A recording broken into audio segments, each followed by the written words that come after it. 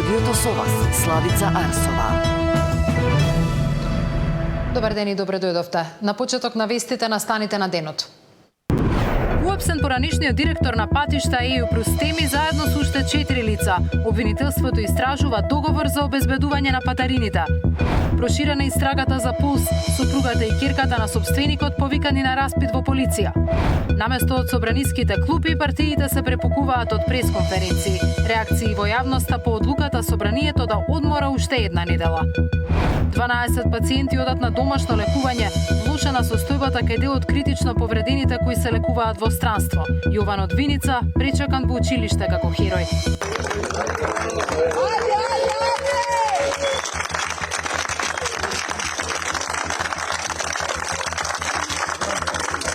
Новинар додаден во Сигнал група во која американскиот политички врв договара планови за напади врз Јемен. По вести сме во живо за полициската акција во која е приведен поранишниот директор на јавното претпријатие за државни патишта заедно со 4 други лица.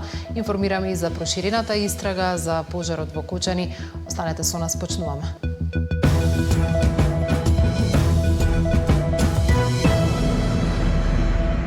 Поранишниот директор на јавното претпријатие за државни патишта Еју Простеми беше уапсен денеска, но се уште не се знае точната причина за приведувањето. Информациите говорат за сомневања за корупција. Заедно со него приведени уште 4 лица од државни патишта, но и од приватна фирма. Габриела Лескова ги има последните информации од институциите. Габриела, што знаеме за овој случај? Денеска во полициска акција се приведени поранишниот директор на ЈПДП Еју Простеми заедно со уште тројца други вработени во ова претпријатие, додека тој бил директор на ова претпријатие, меѓутоа исто така и управител на фирма за физичко обезбедување, станува збор за фирмата 2CC од Кичево. Сите петмина се сомничат дека злоупотребиле јавен тендер, со што го оштетиле буџетот на ЈПДП за скоро 47 милиони денари. Како што напоменав, согласно информациите на обвинителството, вработените како и директорот на тогашен на ЈПДП ја злоупотребиле својата службена положба, меѓутоа исто така издавале и неисправни службени исправи.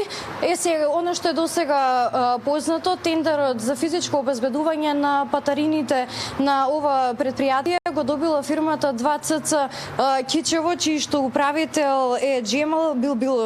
Тој се сомничи заедно со другите останати вработени во ова јавно претпријатие дека сите заедно го оштетиле буџетот за скоро 47 милиони денари. Станува збор за договор за јавна набавка склучен на 8.8.22 година, со кој осомничениот управител на Агенцијата за обезбедување се обврзал 2 години да врши континуирано физичко обезбедување 24/7 на сите 14 наплатни станици на јавното претпријатие за државни патишта.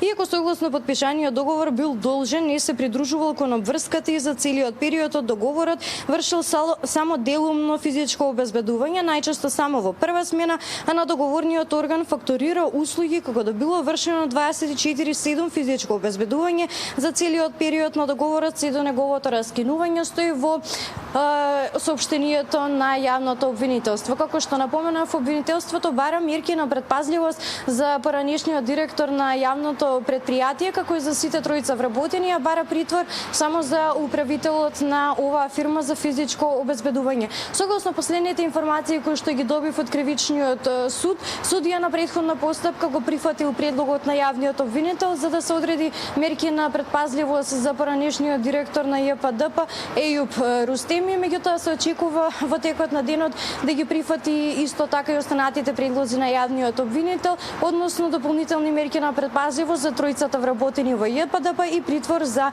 управителот на оваа фирма за физичко обезбедување. Во продолжениот портпаролот на МВР Гоце Андреевски да дознаеме што точно требало да прават, а не правеле овие тројца вработени во ова претпријатие, меѓутоа и поранишниот директор на ова претпријатие. Тогашниот директор на јавното претпријатие бил должен да се грижи за законитоста во работата и примената на прописите, статутот и другите акти, како и да врши контрола дали извршувањето на договорот за јавна набавка е во согласност со условите, но не ја извршил таа должност и го пропуштил должниот надзор над носителот на јавната набавка, иако знаел дека физичкото обезбедување се врши само делумно. Двајца осомничени раководители на оделение за наплата на патарини и контрола исто така имале задолжение да го следат договорот и неговото исполнување, да вршат контрола во извршувањето, одобрување на работни налози за извршување на услугата, испратници, следење на квалитетот на извршените услуги и проверка на доспеаните фактури, како и да изготвуваат извештаи дали договорот е целосно реализиран. Таквите контроли не ги вршеле во целост и иако знаеле дека обезбедувањето се извршува само делумно, најчесто во прва смена, ги потпишувале барањата за одобрение за плаќање. Габриела, дали овој договор е се уште на сила? Не, Славица, ние го отворивме овој договор. Актуелниот директор на ЈПДП Коце Трајановски стапува на функција на почетокот на јули 24 година. Следниот месец, практично на 16.8.24 година, договорот е раскинат. Инаку само да напоменам дека двајца од тројцата вработени на кои што им се очекува да им бидат определени мерки на предпазливост се уште вработени во ЈПДП. Тоа го добивме од списокот кој што можевме да го најдеме на оваа официјална страница. Станува збор за Дритон Зибери и Ејуп Лјатифи. Двајцата се уште се на списокот на вработени на ЈПДП. Како што напоменав, да сумираме, судија на претходна постапка го прифати предлогот на обвинителот за определување мерки на предпазливост. За него се очекува судијата да го прифати предлогот на обвинителството и да определи мерки на предпазливост и за тројцата вработени во ЈПДП и притвор за Билбиловски, кој што е управител на фирмата 2ЦЦ во Кичево. Габриела Лескова за новата истрага отворена од јавното обвинителство. Ти благодарам, Габриела. Проширена истрагата за Пулс, сопругата и кирката на собственикот повикани на распит во полиција. Наместо од собраниските клупи, партиите се препукуваат од пресконференции. Реакции во јавноста по одлуката собранието да одмора уште една недела.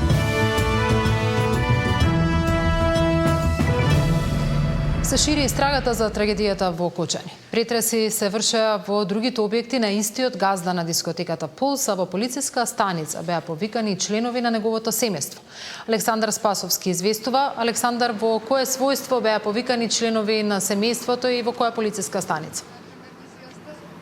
До овој момент не можам да обезбедам информација за тоа, имајќи предвид дека сите информации со кои што располагаме за лицата кои што се повикани во текот на оваа истрага се практично неофицијални, имајќи предвид дека ниту полицијата, ниту обвинителството до овој момент не соопштуваат такви детали. Оно што го имаме како официјална информација тоа е дека се шири истрагата и дека во текот на вчерашниот ден и денеска се извршени претреси на повеќе локации, како што соопшти од Министерството за внатрешни работи, извршиле претреси на 5 локации во Кочани и Скопје, при што биле одземени дополнителни електронски уреди и други докази за кои се издадени наредби за вештачење, извршени се распити на лица кои би можеле да имаат одредени сознанија. Ова е официјалната информација која што соопшти Министерството за внатрешни работи.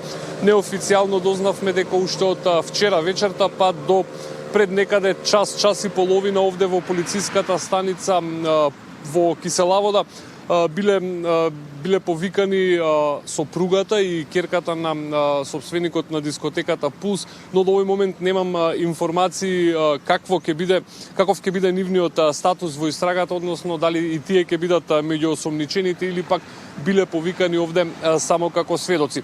Утрово имаше потврдена информацијата дека меѓу местата на кои што се вршел претрес била и друга компанија која што се собственички се поврзува со собственикот на дискотеката Пулс, се извршиле претреси и во канцелариите кои што ги користи државниот пазарен инспекторат. Како што веќе кажав, до овој момент не можам да добијам потврда во какво ќе биде својството во целата оваа постапка на сопругата и на керката на собственикот на дискотеката Пулс. Имаше некои неофицијални и се уште непотврдени информации дека тие се поврзуваат со онаа фалсификувана лиценца која што клубот ја добил од Министерството за економија. Според неофицијални и непотврдени информации, токму тие биле на некој начин посредници, односно ја подигнале таа фалсификувана дозвола, но пак ќе кажам, овие информации се уште не се потврдени. Она што се знае дека истрагата се шири, таа информација денеска ја потврди основното јавно обвинителство, од каде што велат дека во текот на денот ќе издадат наредба и до управата за финансиска полиција за превземање на определени дејства поврзани со материјално работење на повеќе правни субјекти, осомничените и други лица. Она што е официјално познато досега, тоа е дека 34 лица за пожарот во дискотеката Пулс во моментов се наоѓаат во притвор. Александар, ти благодарам што имаме нови информации за проширената истрага, ќе известиме. Сензитивноста на ситуацијата налага да се сопре постапката за разрешување на државниот јавен обвинител која покрена владата. Премиерот вели дека е задоволен од координираното постапување на обвинителството и МВР за расчистување на случајот, но од обвинителот очекува на ист начин да се расветлат и повеќе настани од изминатите години. Неизвестно е дали ќе се одржи за утре закажаната седница на Советот на јавни обвинители, кој треба да се произнесе за иницијативата на владата за разрешување на Коцевски. Премиерот Мицкоски дава шанса на државниот обвинител Коцевски. Постапката за негово разрешување се запира бидејќи обвинителството покажало резултат во расветлувањето на пожарот во Кочани. Во овој момент, имајќи предвид чувствителната ситуација во општеството, планираме таа постапка да ја застанеме таму каде што се наоѓа, затоа што цениме дека обвинителите кои што работат посебно на случајот кој што се случи во Кочани, треба да работат и да сработат, да им дадеме шанса да сработат. Јас кога кажав дека сме задоволни, впрочем можев да видам дека постои една заедничка акција и работа помеѓу Министерството за внатрешни работи и јавното обвинителство, кое што резултираше со 34 обезбедени лица кои што имаат и најмал сомнеш за поврзаност со овој случај. Предлогот за разрешување на Коцевски е веќе во Советот на јавни обвинители и ќе се разгледува на утрешната седница. Оттаму за Сител велат дека немаат известување за сопирање на постапката, а законот ги обврзувал да го разгледаат предлогот за разрешување. Во меѓувреме Мицкоски го охрабрува обвинителството да преиспита и други несреќи од минатото. Ке треба сега да видиме, да почекаме јавното обвинителство дали има амбиција и тука да констатира некои неправилности од минатото и дали би можело, можеби, повторно тие случаи да ги преразгледа, па да видиме дали на вистина сме сите за правда или таа правда треба да биде селективна. Да видиме дали на вистина таа правда некогаш е добиена или таа правда била селективна.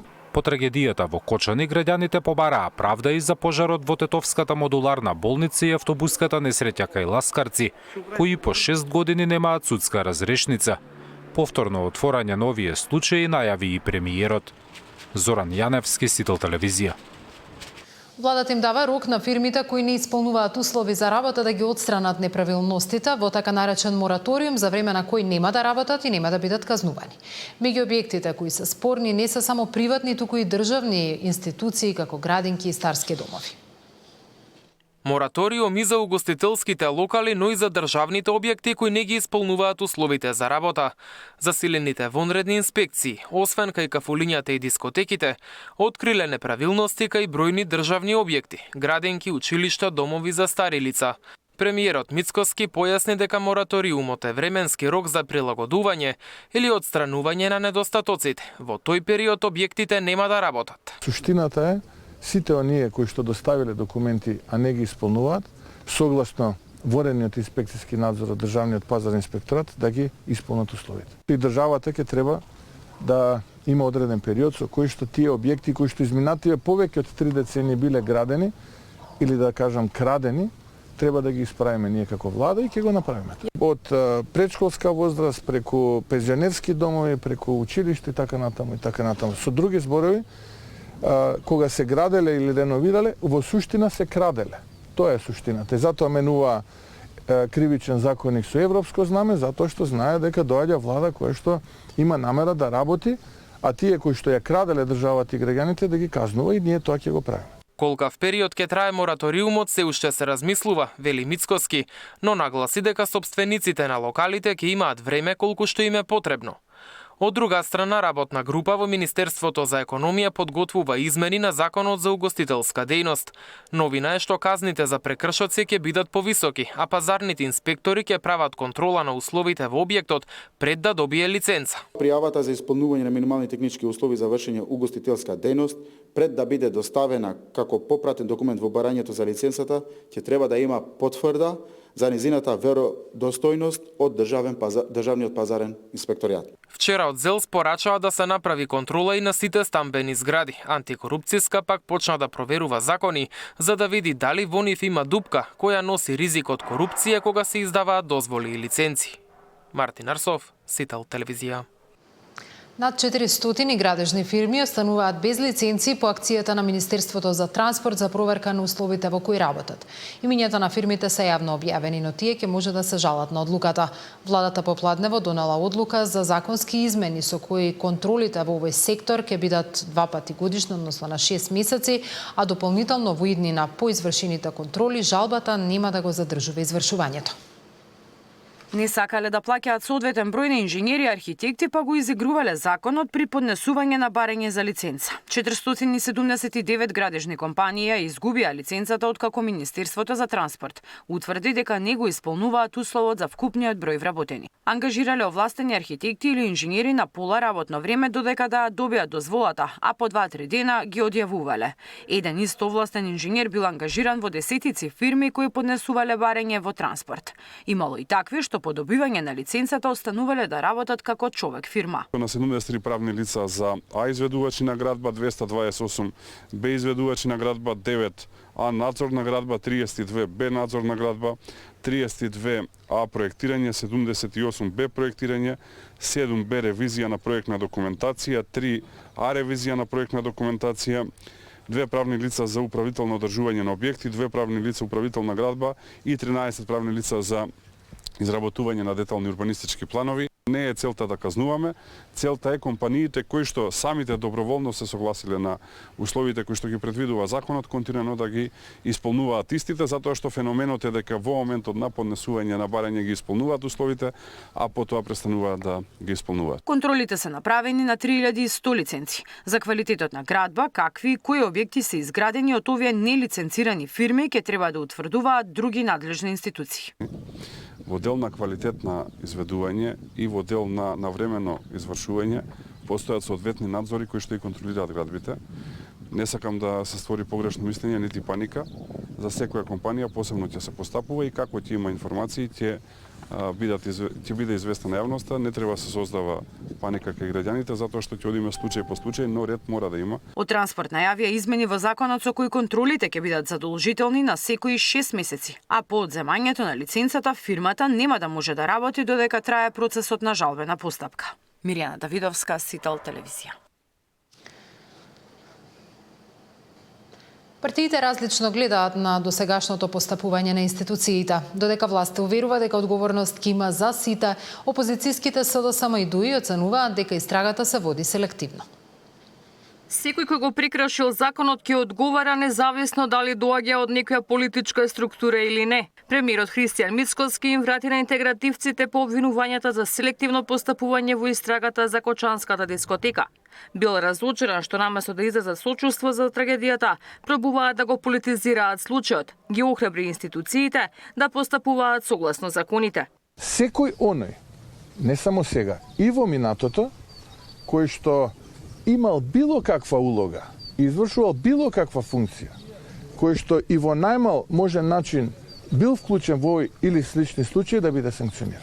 Јас жалам што Демократската унија за интеграција не излезе од она матрица која што ја гледаме на политичката сцена повеќе од 22 години и наместо да изрази сочувство човечки и да се вклучи во истрагата и да помогне, тие се обидува овој случај да го политизираат и етнизираат, односно да се обедат на глодарски начин некаков политички поен да добијат. Власта води политички прогон, а не истрага, обвинуваат од ДУИ, откако поранишниот министер Бектеши доби 30-дневен притвор по несреќата во Кучани. Ке соработувале со секоја истрага, велат, но немало да молчат пред политичкиот прогон.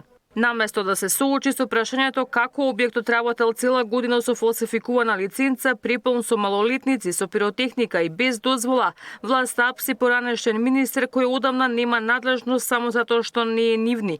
Во држава каде што целосното општество е во тага, премиерот на јавна сцена демонстрира вулгарни закани, влечење за уши и нарачува апсење пред камера, не за да донесе правда, туку за да ја прикрие вистината. И опозицијската СДСМ обвинува за селективна правда. Велат истрагата за Кочанската трагедија е насочена само кон поранешни функционери.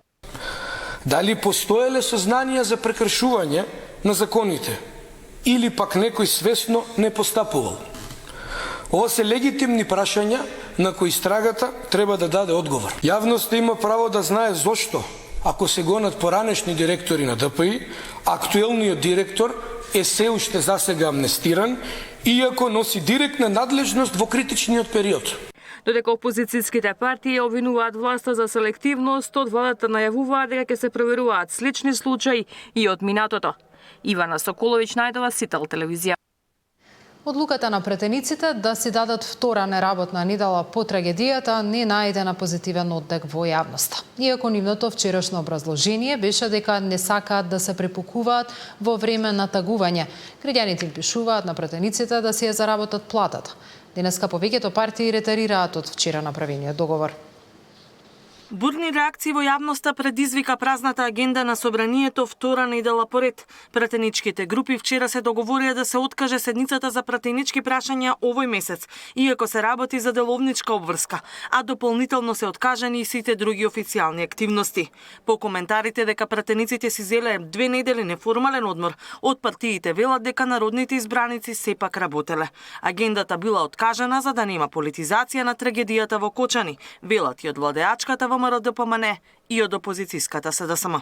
Оставивме институциите, оние кои што се надлежни, оние кои што треба да работат во овој период, да работат, а не политиката и политичарите. Во овој период подготвуваме доста законски измени кои што ќе ги видите во наредниот период на дел, кои што ќе ги спречат понатамошните вакви случаи да не ни се повторат. Од пратеничката група на ВМРО-ДПМН додаваат и дека се откажани само пленарните седници и комисиите, но дека нивните пратеници, особено од Кочанско-Штипскиот регион, се на терен. Преку Facebook информираат дека работи Народната канцеларија во Кочани за сите граѓани што имаат потреба, но и дека донирале за жртвите од пожарот. Слично одговараат и од СДСМ.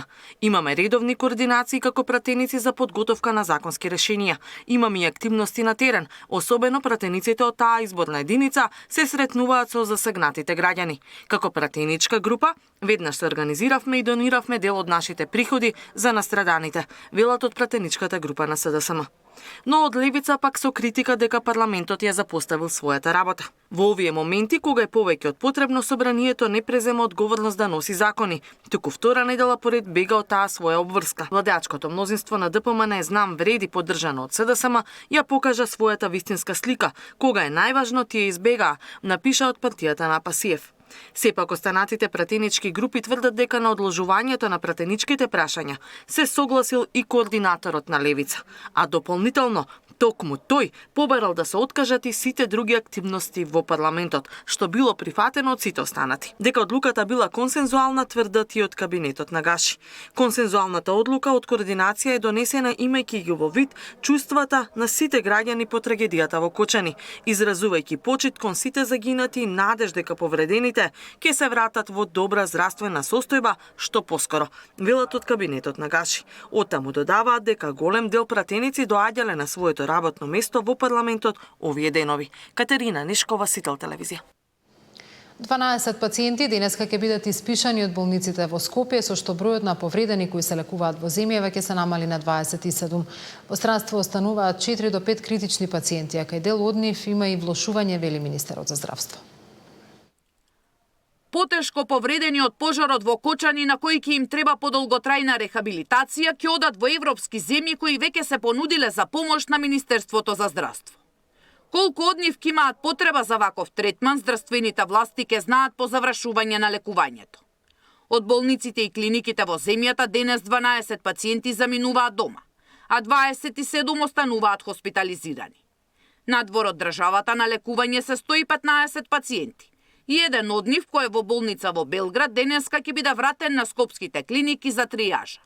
Неколкумина се уште се во критична состојба. Состојбата на пациентите кои што се надвор од државата, за жал продолжуваат 4-5 пациенти да бидат во посериозна состојба. Некаде имаме и нешто влошување, меѓутоа колегите наши таму кај што се лекуваат, се обидуваат да дадат максимум од себе за да можат да го поминат овој тежок период за нив. Денеска тимот пластични хирурзи е во Кочани за да им овозможат преглед и контрола на веќе пуштените на домашно лекување, за да не доаѓаат во Скопје. А дека е потребна сериозна дебата за постоење на центар за изгореници, согласен е и министерот за здравство. Ја мислам дека тоа треба сериозно да размислуваме, сме го збориле и со премиерот и имаме неколку можни опции каде што би направиле центар, мада не дај Боже повторно да се повтори тоа и да имаме центар, повторно ќе згрижиме 20, 3 или 4 пациенти. За период од 2 недели здравствените власти очекуваат половина од пациентите кои се на лекување во странски центри да се вратат во земјата. Сања Димитровска, Сител телевизија. 19-годишниот Јован Костадинов, кој се лекуваше на токсикологија, денеска се врати во своето училиште во Виница. Беше причекан од соучениците и професорите со аплаузи, транспаренти, прегратки и благодарност за неговата храброст да спаси повеќе од 20 деца од дискотеката.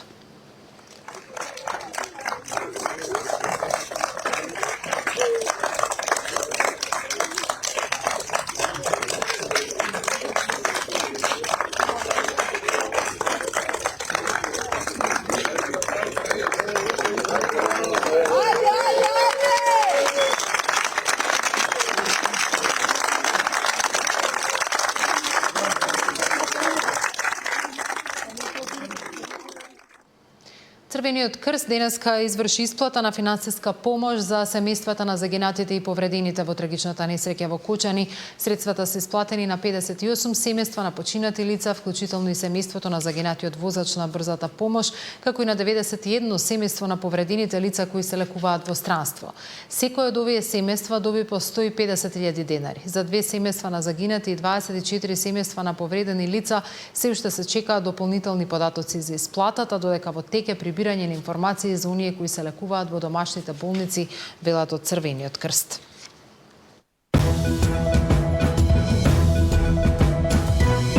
Како се координираше помошта и поддршката од меѓународните партнери? Дали семејствата на повредените во странство имаат целосно покриени трошоци?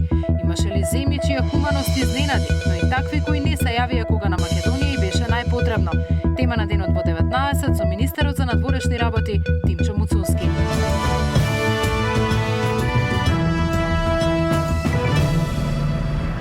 По продолжение и свет.